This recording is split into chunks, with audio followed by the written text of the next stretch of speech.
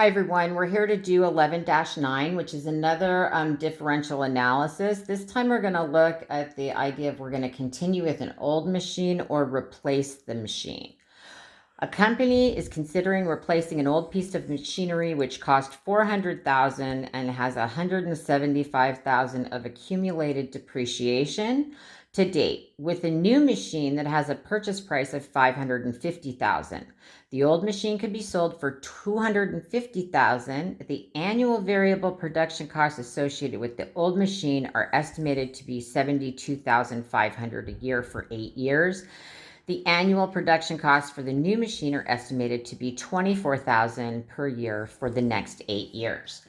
So the first thing the problem wants us to do is do a differential analysis. So we're going to either continue with the old machine or we're going to replace the old machine.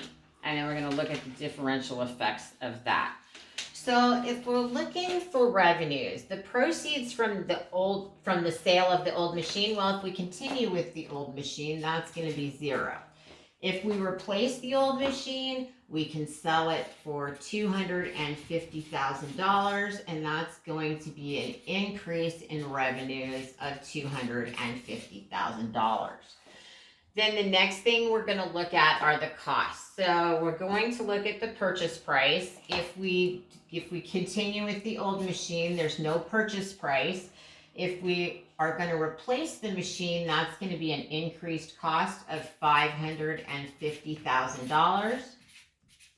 So that's going to be an increase in our total cost between the two options of $550,000. And then the next thing that we have to look at is that variable production costs. If we're looking to continue the old machine, so we've got, I'm going to put variable production costs for the old machine.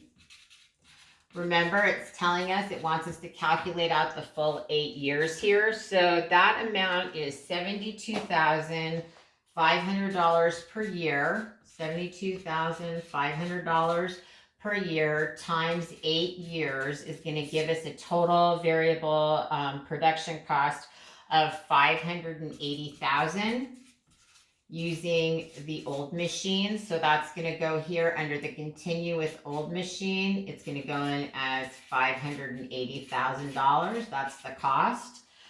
And then the next thing we have to look is at the variable production costs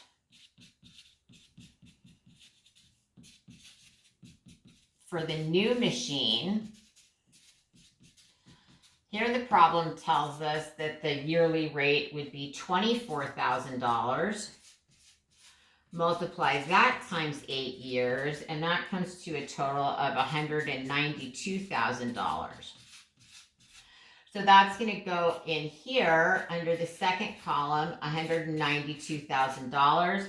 And so the difference between the $580 production cost, $80,000, and the $192,000, if we replace the machine, would be a cost savings of $388,000. And so now we can go. The profit or loss, if we're going to do with the old machine, is going to be a $580,000 loss.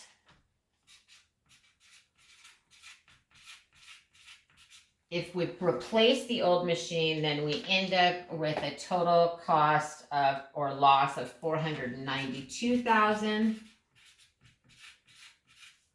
So that's going to be a cost savings, the difference between continuing with the old machine or purchasing the new machine. If we purchase the new machine, we're going to see that we have a cost savings of $88,000. So for A, it says determine whether to continue with alternative 1 or alternative 2. Well, of course, we want to replace that old machine. Alternative 2, because it's going to give us a cost savings of $88,000. And then it says, what is the sunk cost in this situation? Remember that a sunk cost is an expense that we've already incurred that we can't get back. So I always like to refer to it as if you know somebody who bought a used car and then they keep sinking money into the car, right? trying to get their money back. They're never going to be able to get back that purchase price of that car. So for B, as we're looking for that sunk cost, we're going to look at, we've got the original cost of the machinery of $400,000. So that's the cost of original machine.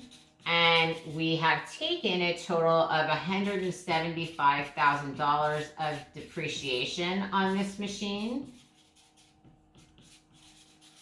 So that comes to a $225,000 sunk cost, right? So here's the thing that managers have to remember, and that sometimes they have a hard time doing, especially if they were the person who originally purchased this machinery, is accepting that this $225,000 is an amount we cannot get back regardless of which one of these that we use. So instead, what we really want to look at that differential effect. So sunk costs are not relevant. So I'm going to put that here. They are not relevant. That may show up on your next exam. And that's how you calculate exercise 11-9.